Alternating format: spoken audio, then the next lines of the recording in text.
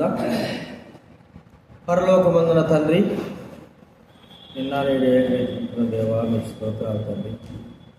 ఈరోజు ఉపవాస ప్రార్థన కొరకు ఆశలు చేరుకున్నాం. కీర్తన ద్వారా స్పందించి మహిమపరిచిన వాక్యం ఆధారం తీసుకొని ప్రార్థించడానికి సహాయించు. ఈరోజు ఉపవాస ప్రార్థన ఎంతమందికి అయితే గ్రహింపుందో వారు నడిపించారు. గ్రహింపు ఉన్నప్పటికీ కూడా రాలేని వారి హృదయాల్లో భయము, భక్తి దయచేది ప్రభా. వారు సంధించిన ఆయన ప్రకటించారు. నన్ను మమ్మల్ని విశ్వాసించు, నా శరీరం విశ్వాసించుకోండి, నా ఆత్మ, నా తలపులన్నింటినీ విశ్వాసించు. మీ వాక్యం ద్వారా మాట్లాడు. మీకు కృతజ్ఞులమైన వందనాలు తెలుస్తూ వచ్చిన వారికి స్తోత్రాలు తెలుస్తూ వాక్యం ద్వారా మాట్లాడుతున్నాను. యేసు ప్రభువు నామమున ప్రార్థించి వేడుచున్నాము తండ్రి.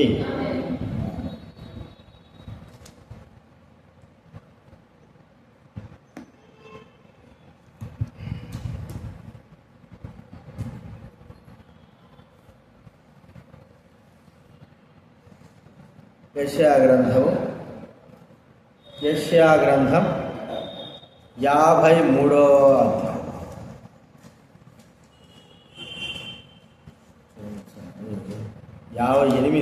యెషయా గ్రంథం 58వ అధ్యాయము 3వ వచనం అందరం చదువుకుందాం. యెషయా గ్రంథం 58 3వ వచనం అందరం చదువుదాం. మేము ఉపవాసముండగా నీవెందుకు చూడవు? మేము మా ప్రాణములను ఆయాసపరచుకొనగా నీవెందుకు లక్ష్య పెట్టవు అని అందురు. మీ ఉపవాస దినమున మీరు వ్యాపారం చేయురు, మీ పనివారి చేత కఠినమైన పని చేయించుదురు. 4వ వచనం చదువుతున్నాను. మీరు కలహపడుచు వివాదము చేయుచు అన్యాయంగా గుద్దులాడుచు ఉపవాసముందురు. మీ కంఠధ్వని పరమున వినబడినట్లుగా మీరు ఇప్పుడు ఉపవాసం ఉండరు. అట్టే ఉపవాసము నాకు అనుకూలమా? ఇక్కడ ఇశ్రాయేలీయులు చెబుతున్న మాట, మేము ఉపవాసం ఉంటే ఓ ప్రభువా, దేవా, ఎందుకు నీవు చూడవు? మా ప్రాణాలను ఆయాసపరుచుకుంటున్నాము, ఎందుకు నీవు లక్ష్య పెట్టవని ఇశ్రాయేలీయులు మరి ఇక్కడ చెబుతున్న మాట మనం చూస్తాము. మరి దేవుడు కూడా వారు ఎందుకు ఇలాగ చేస్తున్నారు, ఇలాగ చేసినా కూడా ఎందుకు వినలేదు అని కూడా చెప్తున్నాడు. నేను ఎందుకు మీరు ఉపవాసం ఉంటే వినడం లేదు, లక్ష్య పెట్టలేదంటే ఇక్కడ మరి చెప్పిన మాట, మీరు మీ ఉపవాస దినాన్ని ఏం చేస్తున్నారు? ఉపవాసం చేసి ప్రార్థన చేయకోకుండా ఉపవాస దినాన్ని ఏం చేస్తున్నారు? వ్యాపారము చేస్తున్నారు. రెండోది ఏం చేస్తున్నారు? పనివారి చేత, అంటే ఇంటి పనులు, మరి పొలం పనులు, వాటి పనులు, ఈ పనులు, మరి పనివారి చేత తీరిక లేకోకుండా పని చేస్తూ ఉన్నారు. అంత మాత్రమేనా? ఆ ఉపవాస దినాన ప్రభు సందులో ఉండాల్సింది పోయి కలహాలు, మరి వివాదాలు, అన్యాయంగా బుద్ధులాటలు, అన్యాయంగా అంటే కలహాలు, ఇవి మనం చూస్తూ ఉంటాం. ఉపవాస దినాన ప్రభు సన్నిధిలో ఉండాల్సింది పోయి కలహాలతో, వివాదాలతో, అన్యాయముతో, బుద్ధులాటతో వారు ఉపవాసము గడిపేవారుగా ఉన్నారు. కాబట్టి నేను వారి మీ మనం వినలేకపోతున్నాను దేవుడు చెప్తున్నాడు. మరి దైవ గ్రంథంలో మనము ఒక్కొక్క వ్యక్తులు వారు ఉపవాసం చేసుకొని వచ్చారు. వారి ఉపవాసంలో నిజాయితీ ఉంది కాబట్టి దేవుడు వారి ఉపవాసాన్ని ఏం చేశాడు? ఉపవాసం యొక్క ప్రార్థనను అంగీకరించాడు. వారి ఉపవాసం ఏమని చెప్పండి? నిజాయితీ. ఉపవాసం యొక్క ప్రార్థనలో ఉత్తుత ప్రార్థన కాదు, ఉపవాస ప్రార్థన నిజాయితీ. ఇప్పుడు మన వాళ్ళు ముస్లిమ్స్ ఉన్నారనుకోండి, వారు మరి ఉపవాసాలు ఉంటారు. సంవత్సరానికి ఒక్కసారి ఉపవాసాలు, మరి వారం ఉంటారో నెలలు ఉంటారో తెలియదు, కానీ రంజాన్ అనే పండగ వచ్చేప్పుడు వారు ఉపవాసాలు ఉంటారు. మరి ఎంతో నిష్టగా వారు ఉంటారు. అయితే ఆ సమయంలో మాత్రమే వారు ఉపవాసం ఉంది. ఇక మిగతా దినాలన్నీ కూడా ఉపవాసం లేక వారు తమ ఇష్టానుసారంగా జీవిస్తున్నట్టుగా మనం చూడగలుగుతాం. అంటే వారి ఉపవాసాలు అలాంటి స్థితి కలిగి ఉంటున్నాయి. అయితే ఇక్కడ ప్రభు చెప్తున్నాడు, కొంతమంది ఉపవాసాలు ఉంటున్నాయి, వారు ఉపవాసం చేసేది ప్రత్యేకమైన ఒక కార్యం కొరకు, ఒక విషయం కొరకు, వారు ఏదైనా సాధించడానికి కొరకై ఉపవాసము చేశారు. ఒక సాధింపు. చిన్నపిల్లలు ఉంటారు కదా, చిన్నపిల్లలు ఏదైనా అడిగినారనుకో, తల్లిదండ్రులు అడిగితే ఇవ్వలేదనుకో, ఇంకంతే. వాళ్ళు ఏం చేస్తారు చెప్పండి? చిన్నపిల్లలు ఏం చేస్తారు? తల్లిదండ్రులు కొన్ని ఏదైనా వాళ్ళు అడిగింది ఇవ్వకపోతే ఏం చేస్తారు? ఏడ్చేదేనా? ఇంకోటి, ఇప్పుడు మనం చెప్పిన వాక్య ప్రకారం చెప్పండి, ఏడ్చేది కాకుండా అన్నం తినరు, నాకు అన్నం వద్దు పో అంటారు. అర్థమైందా? అన్నం తినరు, ఇలా నిదాగర పో అంట. ఎందుకు? నువ్వు నాకు కొనిస్తేనే అన్నం తింటా. అది చిన్నపిల్లల యొక్క స్వభావం. అయితే ఇక్కడ మరి మనం ఉపవాసం ఉండేది ఏదైనా సాధించడానికి. కొంత వ్యక్తులు వారు ఉపవాసం ఉండి గొప్ప గొప్ప కార్యాలు సాధించారు. దేని నిమిత్తమై వారు ఉపవాసం ఉన్నారు అని మనం చూస్తే చూడండి, నెహెమ్యా గ్రంథం 1వ అధ్యాయం. నెహెమ్యా గ్రంథం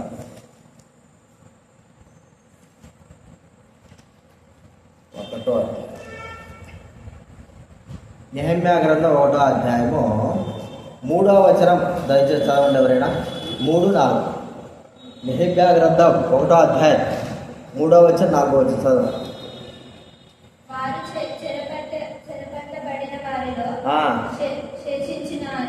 శేషించినారా? శేషించిన వారు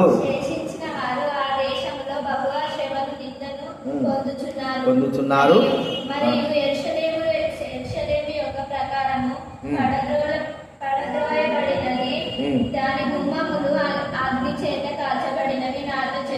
నాతో చెప్పిరి చదువు. ఈ మాటలు వినినప్పుడు నేను కూర్చుండి ఏడ్చి కొన్ని దినములు దుఃఖముతో ఉపవాసం ఉండి ఆకాశమందరి దేవుని ఎదుట విజ్ఞాపన చేసింది. నెహెమ్యా జీవితంలో మరి నెహెమ్యా బబులోను దేశంలో ఉన్నాడు. కొంతమంది యెరూషలేముకు వెళ్ళి వచ్చారు. యెరూషలేములో వెళ్ళి జరుగుతున్న యెరూషలేములో వెళ్ళి అక్కడున్న పరిస్థితిని మరి ఎందుకు వెళ్ళారో ఎట్లా ఆ చరిత్ర మనకు అర్థం కాదు. మరి వెళ్ళి వచ్చిన తర్వాత వాళ్ళు ఏం చేశారంటే నెహెమ్యా దగ్గరకు వచ్చి, నెహెమ్యా అప్పుడు అధికారి, ఆ రాజు దగ్గర గిన్నె అందించేవాడుగా ఉంటున్నాడు. అనగా రాజు ఆ సన్నిహితమైన వ్యక్తిగా ఉంటున్నాడు.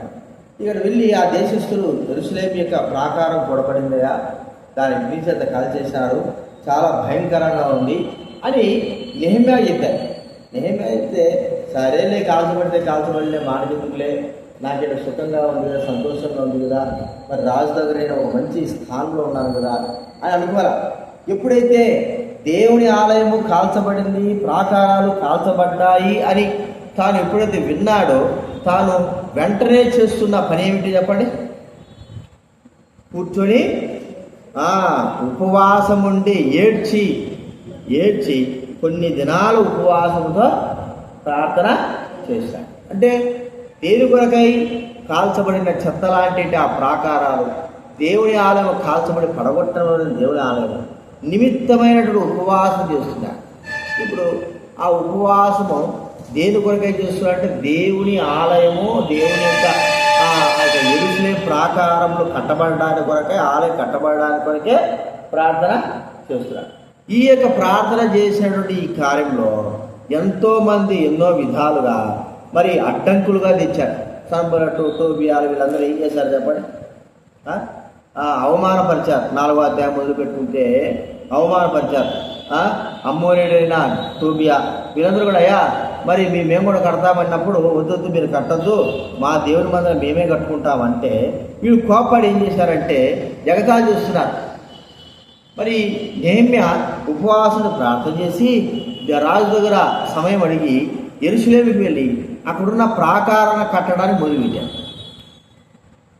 మొదలుపెట్టే సమయంలోకి ఇక్కడ వీళ్ళంతా ఇచ్చారు. ఎవరు కొంతమంది వచ్చేయ ఈ కార్యము మరి మేము కూడా ఆ దేవుని యొక్క ఆలయం కట్టడానికి ఉన్నాము, మేము కూడా కడతాము అంటే, కాదు మేమే కట్టుకుంటాం, మీరే కట్టాల్సిన అవసరం లేదు, మేమే కట్టుకుంటాము అన్నప్పుడు వారి కోపం వచ్చేసింది. వారి కోపం వచ్చి అడ్డంకుగా దేవుని ఆలయం కట్టబడకోకుండా అవమానపరిచిన వారు చూస్తుంటారు. 4వ అధ్యాయం చూడండి. 4వ అధ్యాయం మొదటి వచనం. నెహెమ్యా 4 మొదటి వచనం. మేము గోడ కట్టుతున్న సమాచారం విని సన్బల్లట్టును కోపగించి ఆ, మిగుల కోపగించి మిగుల కోపగించి రౌద్రుడై దరిద్రుడై యూదులను ఎగతాళి యూదులను ఏం చేశాడండి? ఎగతాళి ఎగతాళి చేశాడు. రౌద్రుడై యూదులను ఎగతాళి చేశాడు. ఇక ఆ అట్టట ఏం చేశారంటే దేవుని ఆలయాన్ని వారు ఏం చేశారండి? కట్టకోకుండా ఆపివేశారు అని మనం చూస్తాం. దేవుని ఆలయం కట్టకోకుండా వారి శాయకృతులు చేసి చూడండి ఆపివేశారు. అనగా దేవుని మందిరం కట్టబడుకోకుండా చూడండి. నెహెమ్యా ఎజ్రా గ్రంథము 4వ అధ్యాయం 23-24 ఎజ్రా 4వ అధ్యాయం 23-24 దాని పక్కనే నెహెమ్యాకి పక్కనే ఉంటుంది. నెహెమ్యా తర్వాత ముందు ఎజ్రా, తర్వాత నెహెమ్యా.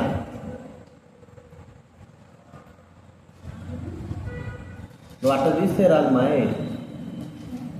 నాలుగైదే ఎన్ని తీసుకురావు నాకు అర్థం కావడంలే. ఎజ్రా గ్రంథము 4వ అధ్యాయం 23వ వచనం నేను చదువుతా వినండి.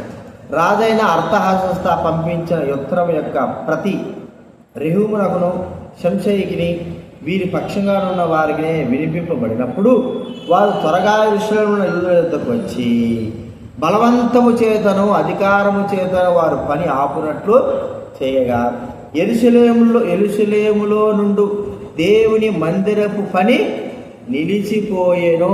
ఈలాగున పారసీక దేశపు రాజైన దర్యావేషు ఏలుబడి యందు 2వ సంవత్సరం వరకు ఆ పని నిలిచిపోయేను. చూడండి, దేవుని పనిని కట్టడానికి కొరకై నెహెమ్యా మరి ఎంతో ప్రార్థన చేసి మరి ఏడ్చి దేవుని సందులో ఉండి దేవుని ఆలయం కట్టడానికి వెళ్తే వీళ్ళందరూ ఏం చేస్తున్నారు? కొంతమంది జగతాలు చేస్తున్నారు, కొంతమంది అధికారం తీసుకొచ్చి దేవుని ఆలయాన్ని కట్టకోకుండా ఆపివేసినట్టుగా మనం ఇక్కడ చూస్తూ ఉంటున్నాం. అంటే నెహెమ్యా దేవుని ఆలయము దేవుని మందిరం కట్టబడడానికి కొరకే ఉపవాసం ఉండి ప్రార్థన చేస్తూ వచ్చారు. అడ్డంకులు ఎన్నో వచ్చినాయి. మరి ఎంతోమంది మరి ఆపివేయడానికి ఇష్టపడ్డారు, ఆపివేశారు కూడా.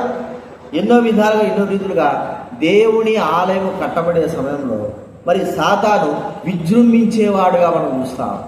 ఆ సమయంలో మరి నెహెమ్యా చేసినటువంటి ఉపవాస ప్రార్థన ద్వారా దేవుడు ఆలయాన్ని పరిపూర్ణంగా నిర్మించాలి. ఎన్ని అడ్డంకులు వచ్చినా కూడా అవన్నీ తొలగించి ఆలయము నిర్మింపబడేట్టుగా మనం చూస్తూ ఉంటున్నాం. చూడండి, నెహెమ్యా గ్రంథంలో మనకు వాక్యం రాయబడింది. నెహెమ్యా గ్రంథము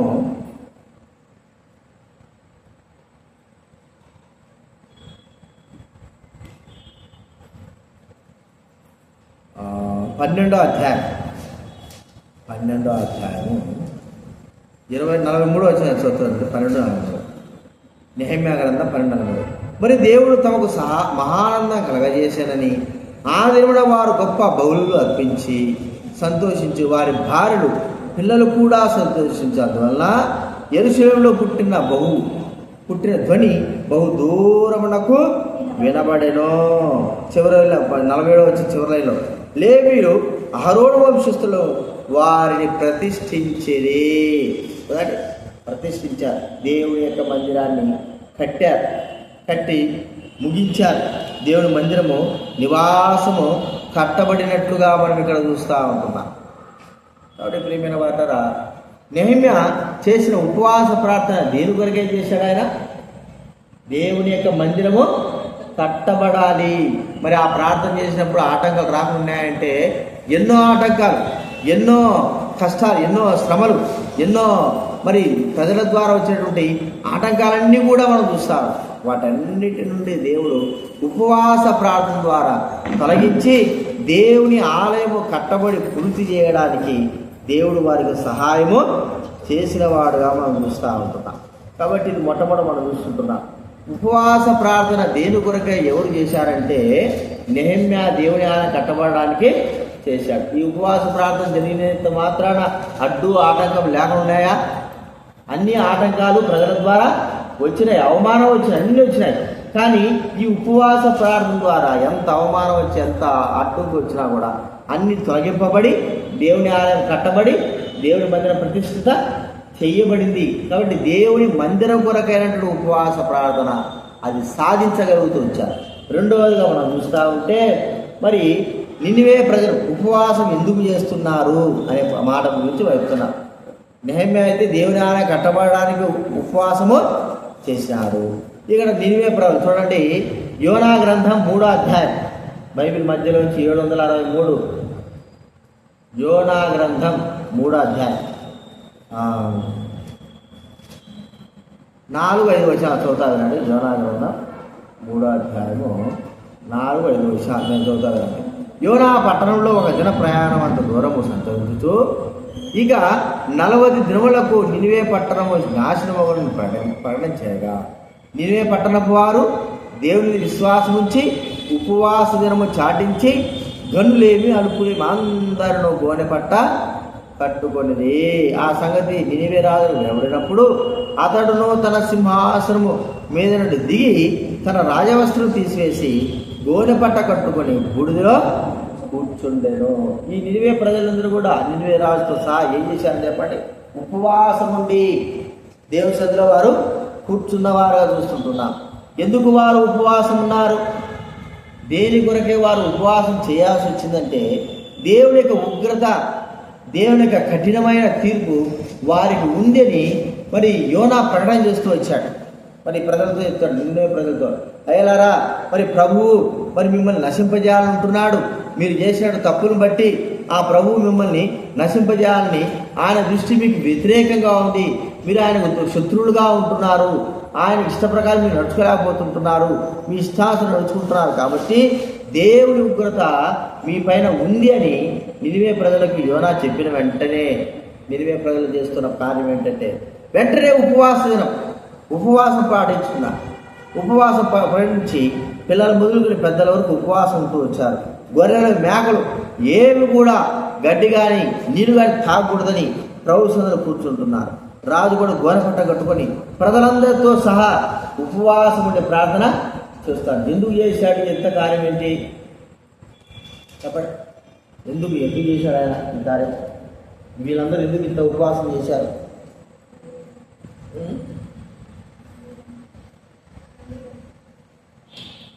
మందిరాన్ని మొదటి చెప్పు, రెండో పాయింట్ చెప్తున్నాను.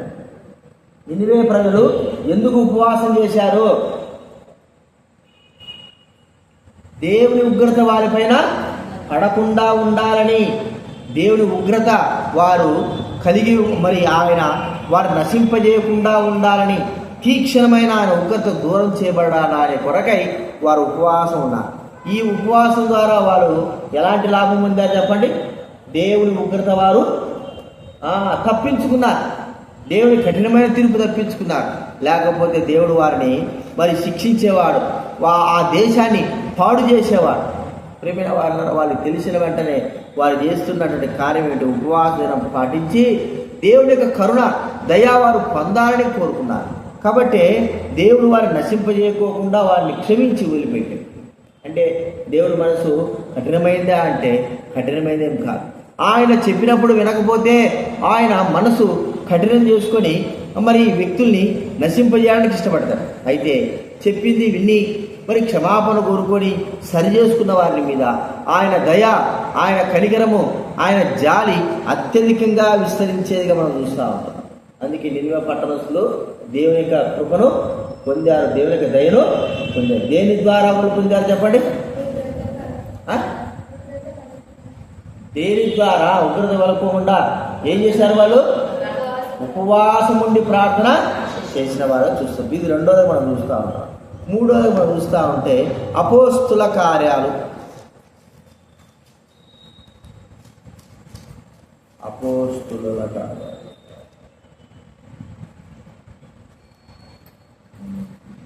13వ అధ్యాయం.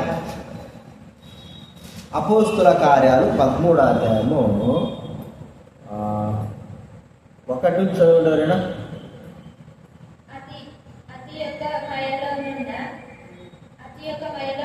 అంతియొకయలో కాదు, అంతియొకయలోనున్న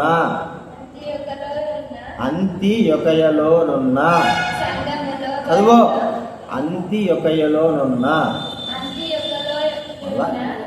అంతి అంతి యొకయలో ఉన్న ఆ సంఘములో బర్నబా కాదు, రాకు నావద్దు ఏంది ఇక్కడ చదువుకోదు. బర్నబా చదవాలా, బాగా నేర్చుకోవాలా. బరబ్బ రాదా, అది ఏం తెలుగు రాకపోతే చదువుతున్నాగా మాట్లాడుతున్నాగా చదవాలా. నీకెరగబడిన నేను చదువుతలేడు.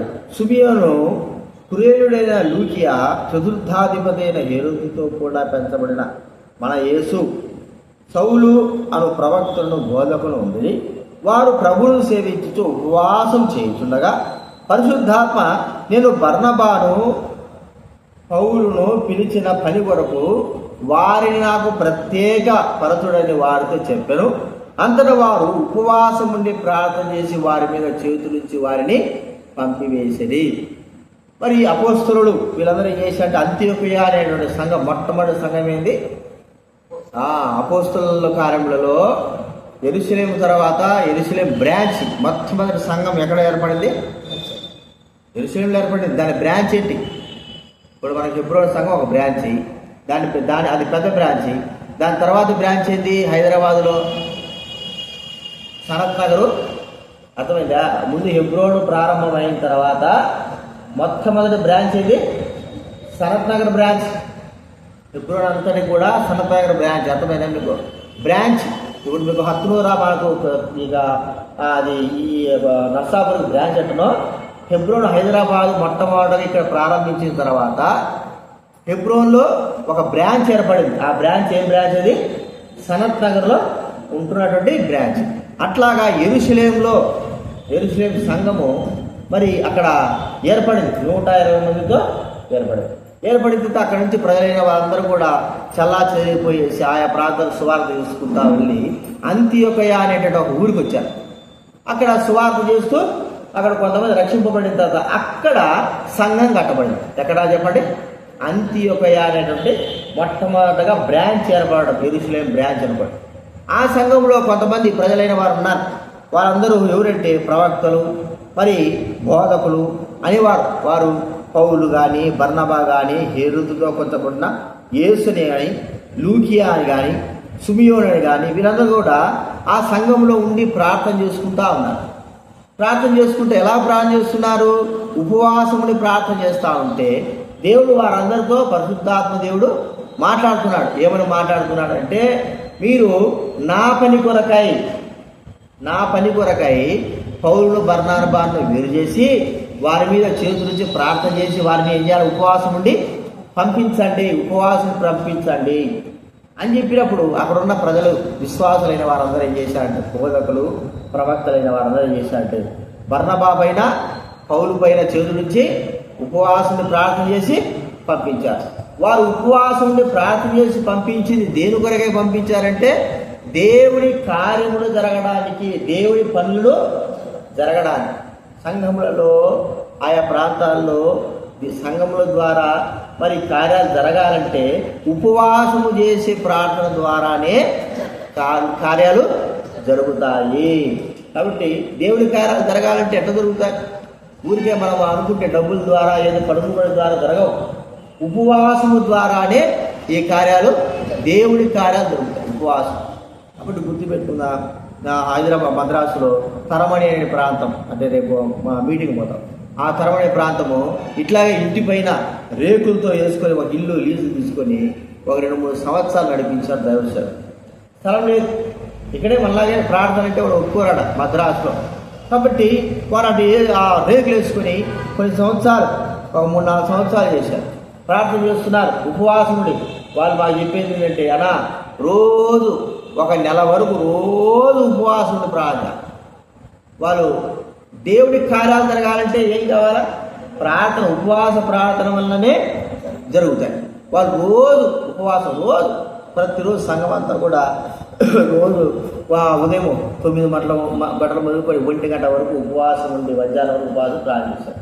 దేని కొరకంటే దేవుడి కార్యాలు సంఘాల్లో జరగడానికి కొరకే. సరే, వారు ప్రార్థన చేస్తూ రావడం ద్వారా ఒక స్థలం దొరికింది.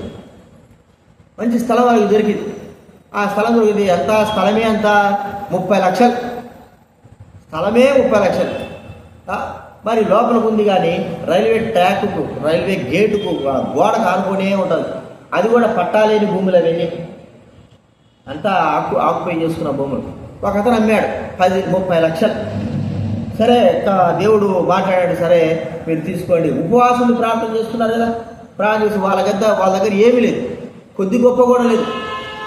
సరే ప్రభా ఎలాగ ప్రార్థన చేశారంటే మళ్ళీ 2వ నెల కూడా ఉపవాసం వాళ్ళు ప్రార్థన చేసి దేవుడి కార్యాలు జరగాలంటే ఊరికగా.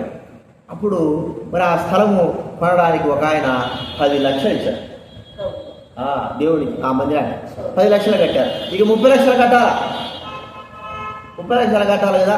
ఇచ్చిన తర్వాత 20 లక్షలు కట్టాలి, 30 లక్షల స్థలం. మరి ఎట్లాగా? మరి ఆ 20 లక్షలు ఒకవేళ 10 లక్షలు ఇచ్చినా కట్టకపోతే అవి రావు. మళ్ళా ప్రార్థన చేస్తాం. మళ్ళా ఇంకొక నెల కూడా ఉపవాస ప్రార్థన పెట్టారు. ప్రతిరోజు ఉపవాస ప్రార్థన పెట్టారు.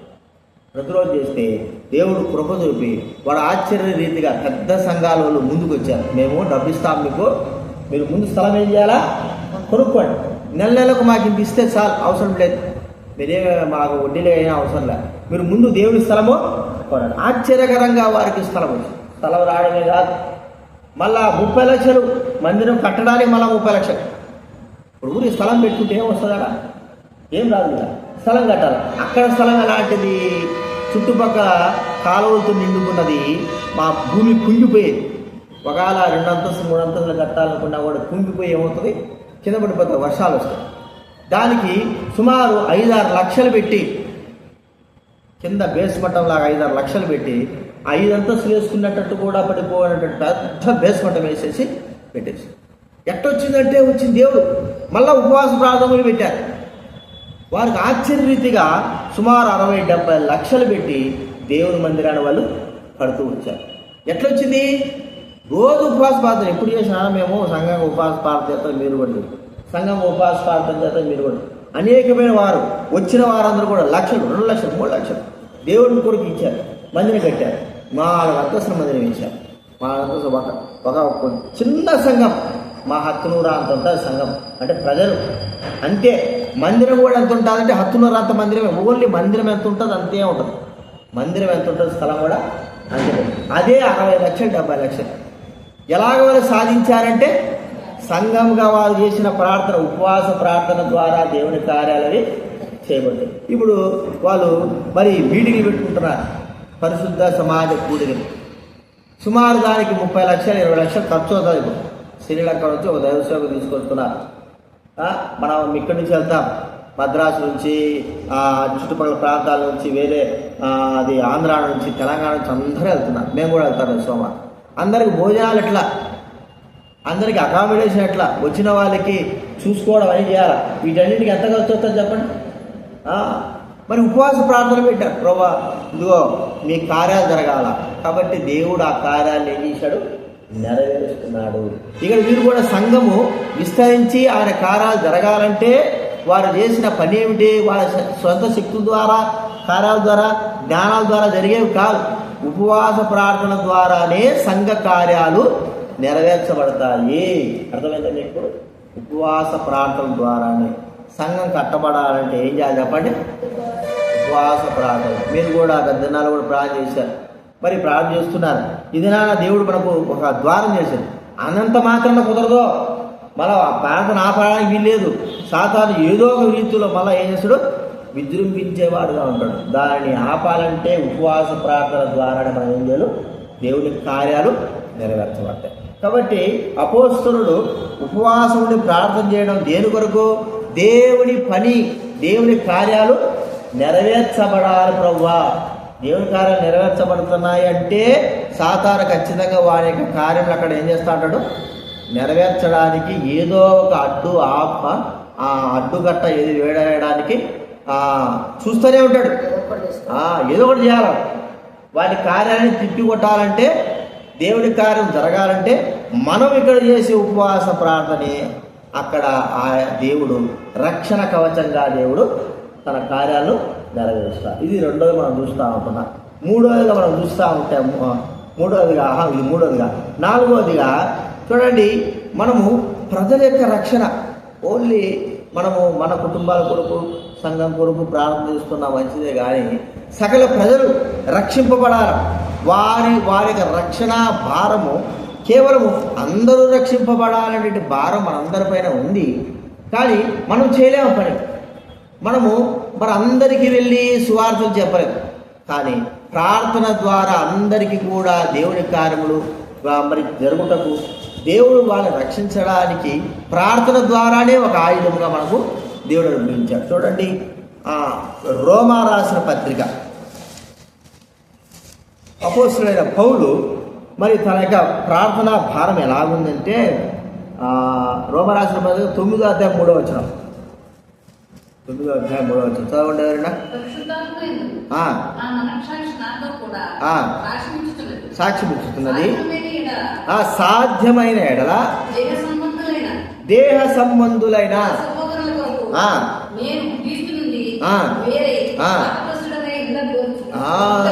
ఉండగోరుదురు. క్రీస్తు నుండి వేరే సాధ్యమైన ఎడల అంటే తన యొక్క ప్రజలైన వారు ఇశ్రాయేలు రక్షింపబడాలని.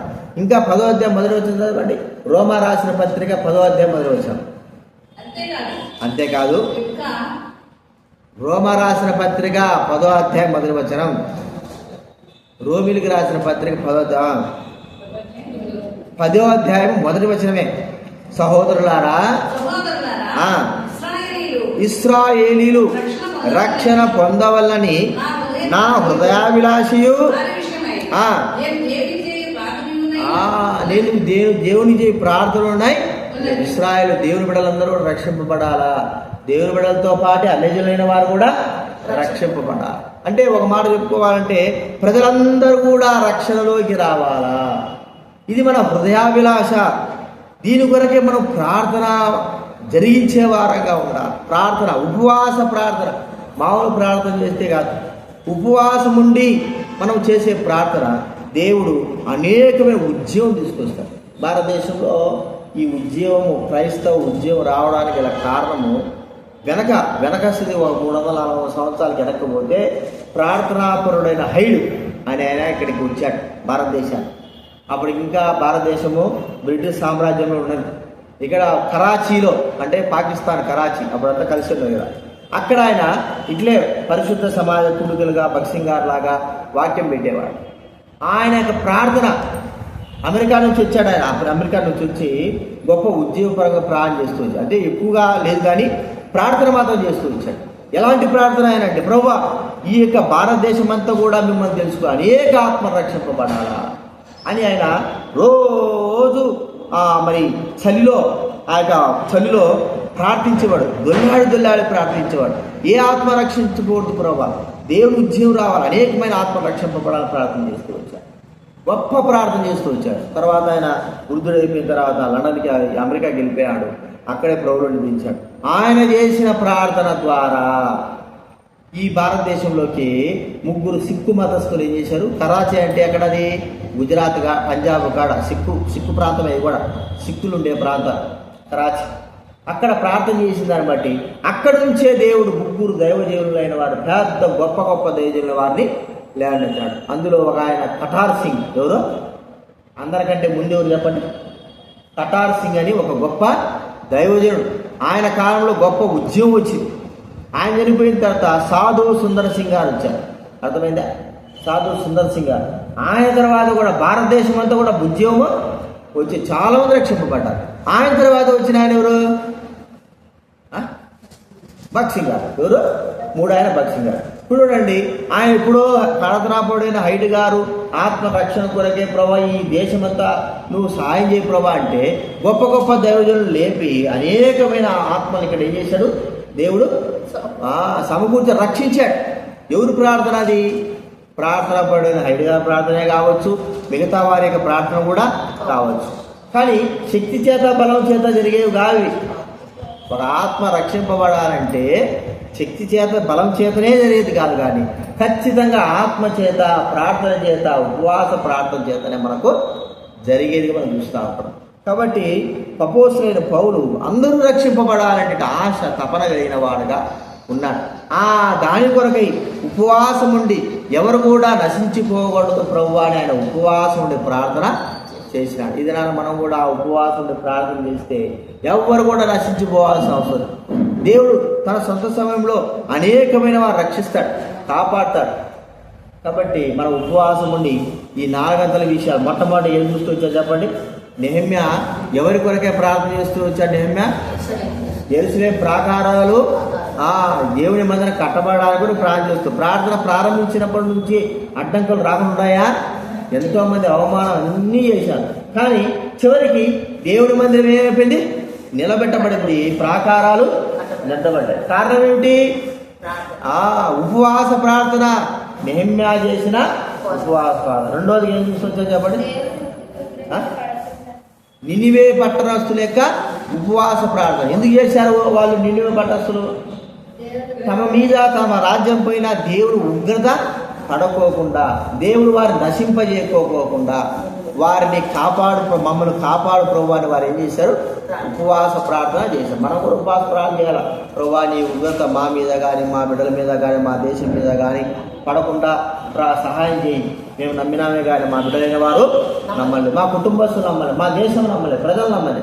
కాబట్టి వారి మీద మీ ఉగ్రత లేకుండా సహాయం చేయి ప్రభు అని మనం ఏం చేయాలి? ప్రార్థన, ఉపవాసం ఉండి ప్రార్థన చేయాలి. మూడోది ఏం చూస్తుందో చెప్పండి? దేవుని కార్యాలు నెరవేర్చాలి. అపోస్తలులు ఏం చేశారు? ఆ యొక్క బర్నబా, పౌలు దేవుడు మాట్లాడు, వీళ్ళిద్దరిని నా సేవ కొరకు పంపించండి, నా పని ఉంది అంటే వారి మీద ఉపవాసం ఉండి వారి మీద చేతులకి ప్రార్థన చేశారు. ప్రభువా నీ కార్యాలు నెరవేర్చు. వారు వెళ్ళి అనేకమైన సంఘాలు ఏం చేశారు? అపోస్తలులు పౌలు, బర్నబా కట్టారు. దేవుని కార్యాలు ఏమైనాయి? నెరవేరాయి. ఎట్లా నెరవేరినాయి? అపోస్తులైన వారు, దైవజనులైన వారు అంత్యోక్యలో ఉండి ఉపవాసము చేసిన ప్రార్థన ద్వారానే వారి వెంట వచ్చినటువంటి దేవుని శక్తి మనం చూస్తాం. అపోస్తులైన పౌలు, బర్నబా ఇద్దరు కూడా వెళ్ళి గొప్ప గొప్ప సంఘాలు దేశాలు తిరిగి, ప్రాంతాలు తిరిగి చేశారు. అన్ని చోట్ల కూడా దేవుని కార్యం నెరవేరినాయంటే వెనక అపోస్తలులు, దైవజనులైన వారు అంత్యోక్యలో సంఘములో చేసిన ఉపవాస ప్రార్థన ద్వారానే జరిగింది. 4వది చూస్తూ చెప్పండి? 4వది ఏంటి? ప్రజలైన వారందరూ కూడా రక్షణలోకి రావాలి. అపోస్తలులైన పౌలు యొక్క భారం ఏమిటి? ఇశ్రాయేలు ఎవరు కూడా నశించిపోవడము ఇష్టం లేదు. వారు కూడా ఉపవాసం ఉన్నాడు. ప్రజలందరూ కూడా రక్షింపబడాలి. అందరూ ఎవ్వరు కూడా నశించిపోకూడదు. దేవునికే ఆశ, ఎవ్వరు కూడా నశించిపోకుండా ఉండాలని దేవుడు ఇచ్చేస్తున్నాడు. కాబట్టి ఒక ఆత్మ నశించిపోతే ఎంత నష్టం కదా. మనము ఆత్మ నశించిపోకుండా ఉండాలంటే మన వల్ల కాదు, ఆత్మను తీసుకురావడం. కానీ ఉపవాస ప్రార్థన వల్ల ఖచ్చితంగా అవుతుంది. ఒక వ్యక్తి రక్షింపబడాలంటే ఉపవాస ప్రార్థన వల్ల ఖచ్చితంగా అవును. దేవుడు మనము వెళ్ళి ఆ వ్యక్తికి వెళ్ళి పత్రిక ఇచ్చే నమ్ముకో అని చెప్పిన దానికంటే చెప్పాలి. దానికంటేనూ ఆ వ్యక్తి కొరకే మనం చేసేటువంటి ఉపవాస ప్రార్థన ఖచ్చితంగా ఆ వ్యక్తిని ఏం చేస్తుంది చెప్పండి? రక్షణలోకి తీసుకొస్తుంది. కాబట్టి చెప్పడం ఒక వంతు అయితే ఉపవాస ప్రార్థన చేయడం మరో వంతు. అది మనం గుర్తుంచుకోవాలి. అందరి కొరకే మనం ఉపవాసం చేయాలి. సంఘం కొరకు ఈ విషయాలు జ్ఞాపకం ప్రార్థనలో మనము గడుపుదాం. ప్రార్థన చేసుకుందాము. నేను ప్రార్థన చేసి మరి మందిరం కాడికి వెళ్తాను. మందిరం పని జరుగుతూ ఉంది. మందిరం పని కొరకై అడ్డంకులు లేకోకుండా ఉండడానికి కొరకై మీకు భారం ఉన్న కొలది ప్రార్థన చేయండి. లాస్ట్లో చివరిలో దైవసేవకుడు మహిళాస్ వస్తాడు, మరి ముగిస్తాడు. అది గుర్తుపెట్టుకుని నేను ప్రార్థన చేసి మరి వెళ్తాను. ప్రార్థన చేసుకుందాము. ప్రేమగల తండ్రి, పరిశుద్ధుడమైన మా దేవ, యేసు ప్రభు నామమున మీకు వందనాలు చెల్లిస్తూ ఉంటున్నా. ఈరోజు ప్రభు మా ఇచ్చిన కరుణను బట్టి వందనాలు చెల్లిస్తూ ఉంటున్నా. అనేకమైన వారు అనేక రీతులకు ఉపవాస ప్రార్థన చేస్తూ వచ్చారు. కానీ నెహెమ్యా అయితే యెరూషలేము మందిరం కట్టబడాలా, దేవుడి మందిరం కట్టబడాలని ఉపవాసం చేసి ప్రార్థిస్తూ వచ్చారు. ఎన్నో ఆటంకాలు వచ్చినప్పటికీ ఆ ప్రార్థన ద్వారా మందిరము దేవుని ఆ ప్రాకారాలు కట్టబడ్డాయి. ప్రభావం స్తోత్రాలు. ఇదే ప్రజలు తమ దేశంపైకి తమపైకి వచ్చినట్టు దేవుడు ఉగ్రత తప్పించుకోవడానికి కొరకు ఉపవాసం ఉండి దేవుడు కాపాడారు. ప్రభా దేవుని ఉగ్రత తప్పిపోయింది, జారి కలిగిన వాడై వారిని క్షమించారు. మేము కూడా ప్రభా ఈ ఉగ్రత మా కుటుంబం పైన, మా బిడ్డల పైన, లోకంలో ఉన్న వారిపైన పడుకోకుండా, ప్రభా దేశం పైన పడుకోకుండా ప్రభా ప్రార్థన చేస్తాం. మీ ఉగ్రత, మీ ప్రేమ, మీ దయను చూపించవలసి మనం చేస్తుంటున్నాం. అపోస్తలులు దేవుని కార్యాలు జరగడానికి, దేవుని పరిచయం జరగడానికి మీ ఆజ్ఞ మేరకు ఉపవాసంలో వారు ప్రార్థన చేస్తూ వచ్చారు. అపోస్తలుల ప్రార్థన ద్వారా బర్నబా, పౌలుని ఏర్పరచుకుని వారు పంపించారు. వారు వెళ్ళి అనేకమైన ప్రాంతాలలో ప్రభు సంఘాలను స్థాపించారు, సువార్త చేశారు. దేవుని కార్యం గొప్పగా విరివిగా జరిగింది. అంత మాత్రమే కాదు ప్రభు, ఎవరు కూడా నశించుకోకూడదనే ఉద్దేశం అపోస్తలుల పౌలు హృదయంలో ఉంది. కాబట్టి ప్రభు ఉపవాసం నుండి ప్రార్థన చేస్తూ వచ్చారు. ఒక్కరు కూడా నశించుకోకూడదు, తన ప్రజలైన వారు కానీ అన్యజనులైన వారు కానీ. ప్రభు అదే కారణం. కాబట్టి మేము కూడా ప్రార్థిస్తుంటున్నాం. ఏ మానవుడు కూడా నశించుకోవడం మీకు ఎంత మాత్రం ఇష్టం లేదు, మాకు కూడా ఇష్టం లేదు. వాళ్ళు ఎలాంటి వారైనా సరే రక్షణ పొందడానికి ప్రభు సహాయం చేయండి. వారిని వారి కుటుంబాన్ని రక్షించాలి, కలిగించాలి. తండ్రి యశంత ప్రార్థన మందిరం బట్టి స్తోత్రాలు, సంఘాన్ని బట్టి వందనాలు. ఇన్ని సంవత్సరాలకి మీరు ఇచ్చినటువంటి స్థలాన్ని బట్టి, సంఘాన్ని బట్టి మీకు స్తోత్రాలు. సరైన విధానంలో సరైన రీతిలో స్థలం అనుగ్రహించారు. అయితే ప్రభా అయినప్పటికీ ఆటంకాలు వస్తూ ఉంటాయి. ఈ ఆటంకాలన్నీ కూడా తొలగించండి. ఎవరి ద్వారా ఆటంకాలు వస్తున్నాయి, ఎవరి ద్వారా మరి నష్టం కలుగుతాదో ప్రభా ఇవన్నీ మీకు ముందుగానే తెలుసు. కాబట్టి వారందరూ రక్షించున్నాయన కలిగించండి, సహాయం చేయండి, రక్షణాకారం జరిగించండి. ప్రాముఖ్యంగా మందిరము త్వరగా జూన్ 6వ తేదీ లోపల కట్టబడాలి. రేకులు వేయబడి ఈరోజు కింద ఫ్లోరింగ్ చేస్తున్నారు ప్రభా. ఆ త్వరగా ఫ్లోరింగ్ కట్టబడి రేకులు వేయబడి ప్రభా మందిరంలో ప్రవేశించాలి ప్రభా. దాని విషయమై మీరు కృపను చూపించవలసిన సహాయం చేయండి. అన్ని విషయాలు కృప చూపించాలి. ఈ విషయం కొరకే మేము ప్రార్థన చేస్తుంటున్నాం. విలాసులు మహిళాసు మరి జగడ సంఘ పెద్దలైన వారు, విశ్వాసులైన వారికి కావలసిన కృప, దయను, శక్తిని ప్రభా మరి మీరు అనుగ్రహించవలసి మీరు వేడుకుంటున్నాం. సహాయం చేయండి, కృప చూపించండి. మీరు ఉపవాస ప్రార్థనలో మమ్మల్ని మీరు బలపరచవలసి మనవి చేస్తూ, మీరే మాకు తోడై ఉండవలసి మనవి చేస్తూ ముందుకు కొనసాగుతుంటున్నాం. మీ సన్నిధించనైనా బలపరచండి ప్రభా. మేము ఈ నెల 19వ తేదీ నుంచి ప్రభా మద్రాసులో పరిశుద్ధ సమాజ కూడలు, ఈ నెల 27 నుంచి హైదరాబాద్లో ఫిబ్రవరి యూత్ క్యాంప్ ఉండదు ప్రభా కలిగింది. వాటి కొరకే మేము ప్రార్థన చేయడం కనుగొంచాం. కృతజ్ఞతాస్తులు చెల్లిస్తూ మహిమ ఘనతాస్తుని ప్రభావం చెల్లిస్తూ ఇద్దరు మీరు చేసిన మేలుగొండి స్తోత్ర సంఘంలో ప్రార్థన కొరకు మమ్మల్ని సిద్ధపరచండి. రావాల్సిన వారందరూ కూడా మీరు తీసుకురండి. స్తోత్రములు చెల్లిస్తూ యేసు ప్రభు నామమున ప్రార్థించి వేడుచున్నాము తండ్రి. గమనించండి ఒక మాట. మరి ఇద్దరు దైవ సేవకులు, ఆ ముగ్గురు ఇద్దరు, ఒక ఆయన దమ్మాయి కూడా, హైదరాబాద్ దమ్మాయి కూడా జోసఫ్, గుర్తుపెట్టుకుంటారు జోసఫ్ సేవకుడికి బ్రెయిన్ ట్యూమర్ వచ్చింది. తలలో కుడి చేతి వైపు ఇంతలా ఒక గడ్డ ఉంది. ఆయన ఈరోజు హాస్పిటల్ జాయిన్ అవుతాడు. దైవ సేవకుడే ఉన్నట్టుండి అది ఒక వారం రోజుల్లో బయలుపడింది. మరి దేవుడు కృప చూపి ఆ యొక్క గడ్డ తీసిపోయినట్లు. తల ఆపరేషన్ చేస్తే ఏమైనా జరగచ్చు, చేయి కడిగి పడిపోవచ్చు, ఒకవేళ జ్ఞాపశక్తి పోవచ్చు, చెప్పలేము. కాబట్టి దేవుడు కృప చూపి అతనికి ఇద్దరు పిల్లలు దైవ సేవ చేస్తున్నాడు, సంఘం ఉంది. తన ఆరోగ్యం కొరకు ప్రార్థన చేయండి. జోసఫ్ బ్రెయిన్ ట్యూమర్ కొరకు ఆ గడ్డ తీసివేయడానికి. తర్వాత చిత్తూరు దగ్గర కొత్తకోటలో లాజర్ అనే సేవకుడు ఉన్నాడు. లాజర్ ఆయనకు ఒక వారం కిందటే భార్య భర్తలు బైక్లో పోతాను కింద పడ్డారు. 2 చేతులు ఇరిగినాయి. 2 చేతులు ఇక్కడికి మైకట్ కాడ ఇరిగినాయి. ఆయనకు ఊపిరితిత్తు లేదు. అయితే చేతులు ఇరిగినాయి. డాక్టర్లు ఆపరేషన్ చేయమన్నారు. ఎందుకంటే మత్తు డాక్టర్ చెబితేనే ఆపరేషన్ చేయాలి దేనికైనా సరే. ఆయన మత్తు డాక్టర్ నేను చేయను, అది పని చేయదని చెప్పాడు. కాబట్టి ఆయన పుత్తూరు కట్లేశారు. ఆరోగ్యం కొరకు ప్రార్థించండి. ఎవరి ఆయన పేరు లాజర్ చేతులు ఇరిగినాయి. జోసఫ్ అని ఆయనకు తలకాయ బ్రెయిన్ ట్యూమర్. తర్వాత పీటరాచారణ కూడా ప్రార్థన చేయండి. పీటరాచారణ కూడా తలకాయ ఆపరేషన్ జరిగింది. తల ఆపరేషన్ జరిగింది, తెలుసా మీకు? తెలుసు కదా. అది జరిగి 2 వారాలు. మరి ఏంది చెప్పలేదు. ఆయన కూడా బ్రెయిన్ స్ట్రోక్. ఎన్ని ఆలోచించి ఆయనకే చెప్పేది. బ్రెయిన్ స్ట్రోక్ ఆపరేషన్ అయిపోయింది, బాగానే ఉన్నాడు. ఒక కాలు చేయి పని చేయలే, అంటే కుడి చేయి పని చేయలేదు. అవుతుంది, త్వరగా వస్తుంది. బ్రెయిన్ స్ట్రోక్ అంటే ఆలోచన వలన బీపీ ఎక్కువైపోయి బ్లడ్ క్లాట్ అయిపోయింది. అది ఆపరేషన్ చేశారు, బాగానే ఉంది. కానీ ఇప్పుడు ప్రస్తుతానికి చెయ్యి కాలు పని చేయడానికి, బాగా లేచి నడవడానికి ప్రార్థన చేయండి. ఎవరెవరు చెప్పాను? జోసఫ్ అన్న, లాజరు, పీటరాచారణ. అర్థమైనందుకో. తర్వాత మే 19 నుంచి పరిశుద్ధ సమాజ కొడుకులు మద్రాసులో ఉంటాయి. మేము కూడా వెళ్తాము, దాని కూడా ప్రార్థన చేయండి. ఈ నెల 27 నుంచి యూత్ క్యాంప్ ఫిబ్రవరిలో ఉంటాం. యూత్ క్యాంప్ ఆ రోజు జరిగే పరిచయం కొరకు మీరు ప్రార్థన చేయండి. అనేకమైన వ్యవస్థలు రావాలా, దాని విషయంలో ప్రార్థించండి. సరేనా? సరే, ప్రార్థన చేయండి. ప్రార్థన మొదలు పెట్టండి. మధ్యాహ్నం కొరకు కూడా మీరు ప్రార్థన చేయండి. ప్రార్థన చేసి